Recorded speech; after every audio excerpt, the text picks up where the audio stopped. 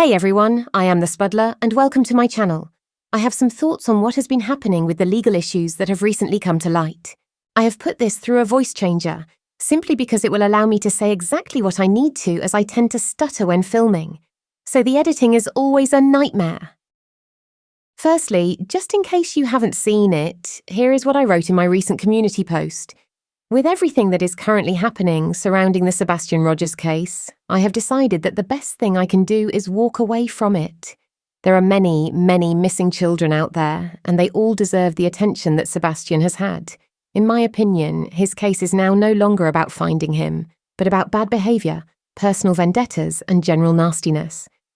It is exactly not what this genre should be about, in my opinion.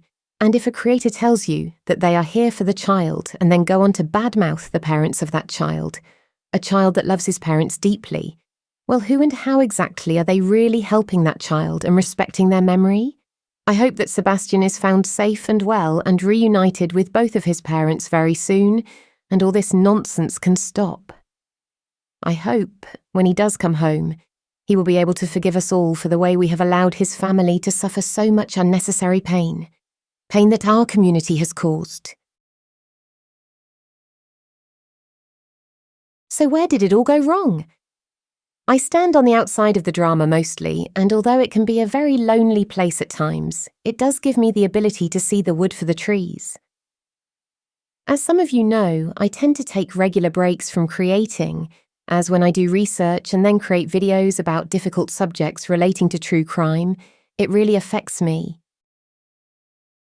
I began creating true crime-related videos as a way to bring knowledge to the community of some of the supporting topics, a way to improve our ability to evaluate and assess a case. Just creating those short videos, the last one about online grooming, for instance, has had a great impact on me. By creating my content, I have begun to learn the dangers of success. My braless video, for instance, has had over 6,000 views, when normally I am lucky to reach 100. I have to confess that it was tempting to start creating those types of videos and build on that success, but I reminded myself why I began creating in the first place, and I moved on. What I have begun to realise is that we all come to YouTube for very different reasons, and creators are no different. Some do this with a clear objective of bringing awareness to these platforms of the missing. Others have become creators to voice their concerns, frustrations, and opinions on these cases, and others are here to correct the misinformation. Opinions that grow into beliefs that are based on a personal emotional perspective instead of a balanced analytical approach. Whatever way, our active true crime case community is alive with battles, opinions, and these days just plain nastiness. Drama does sell sadly, and I now understand how easy it is for a channel that started off with the very best intentions, but ends up being just another soap opera channel. Staying true to your original goals is hard, but for some I think those goals were given up and forgotten a long time ago, if in fact they ever truly existed. I am sure that there are a number of creators internally reviewing the content on their channels and in light of the current legal situation are beginning to delete and private some of their channel's content. It is a normal reaction. I did the same internal review, and all I can say is that if you have deleted or privated content because of the threat of legal action, ask yourself why you chose to do that.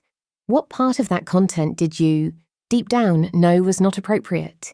If you can understand that, then it is easier to limit that sort of legal exposure again. I often hear creators saying, "It's the internet, get over it." Or, "This is the Wild West, we can say what we want here." Well, it appears that this excuse for behaving badly is coming to an end. I want to do a video about what is real life and what isn't.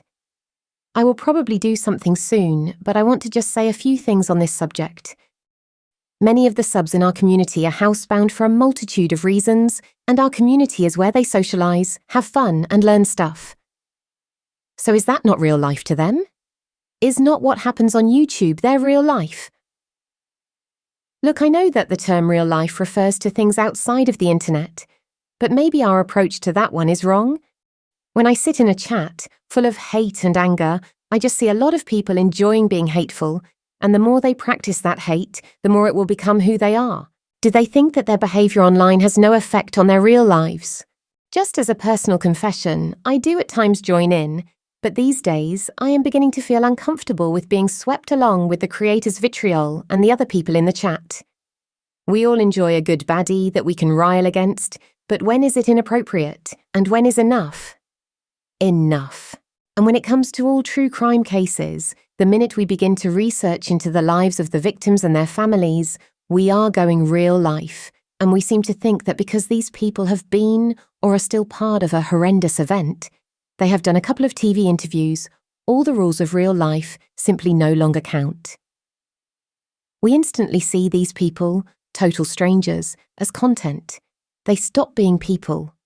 Going real life doesn't count because they were on the news. Look, I don't know why we individually consider these people as no longer eligible for the very lowest level of decency and kindness, but in one way or another, and to a greater or lesser degree, we all do see them that way, that when you realise it, it's simply wrong.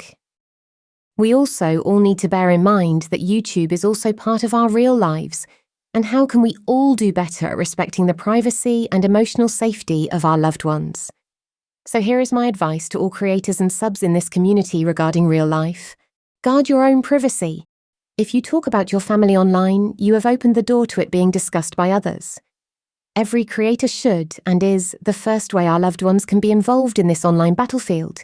This means not talking about them, closing down all your other social media accounts to the public, and be mindful what information you share with other creators you are friends with online. As we all know, these friendships rarely last. Every creator decides what information they share with their audience, and it is important to remember that you have no real control over who is watching you. Decide who and what content relating to your personal life you are willing to share. Accept that this information is now public and that it may be discussed by anyone who wishes to. Define your boundaries and do not go outside of them, even when you are talking with an online friend. As subs, we also have a duty to protect not only our own privacy, but those of the creators we follow, as well as the other subs we know. Challenge those that choose to violate anyone's privacy online, whether you like the person or not. This is about common decency, not about minor squabbles, and if the breach in someone's privacy is seen to be harmful to their families, they should report it to someone, whether it be YouTube or law enforcement. We are all able to judge what is a real threat and what isn't, and act accordingly, even if it is just to ensure someone has a record of what went on. We all know when a line has been truly crossed, even if we rationalise it with whataboutisms and all the other phrases that are used daily to justify the disrespect for another person's fundamental human rights. Now for me, that really is a harsh thing to say, but if you remove all the details, histories and circumstances, what is being done every day is exactly that, an attack on our collective right to privacy, which is a fundamental human right. As subs, we have the power collectively, just like with all democracies, we are all equal, and a majority opinion wins the day. So the power that we all have collectively is huge. We can switch channels, cancel memberships, and unsubscribe to the channels that we believe are stepping over the mark of our own personal values. Okay, so one in a crowd of thousands doesn't affect things very much, but how else can we really begin to improve things? How else can the majority influence what we see, say and do online? I hope that at this time, all creators take a moment to evaluate their channels, the collective personalities of their chats, the boundaries and objectives of the content. We can improve the quality of the content we consume, we can all do better, we just have to want to. And finally, here is a little of my own advice to creators. If you cannot provide balanced commentary and opinions on a live case, you really should consider covering historical cases. No matter what you think of a personality, a parent of a missing child must be given respect. And as a content creator, your role is to not only gain additional insight into a case, but prevent the parent from divulging too much personal information. Remember that the audience may be hostile.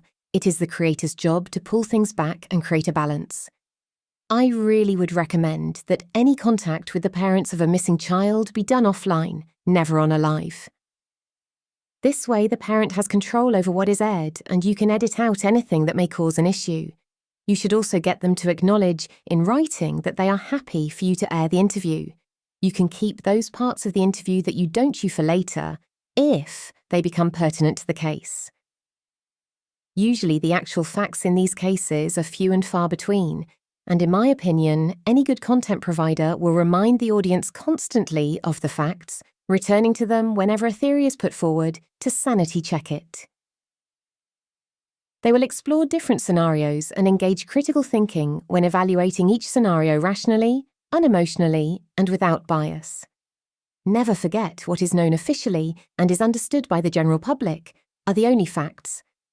Information gained from social media, neighborhood gossip, and invented stories are not facts, and this should be made very clear.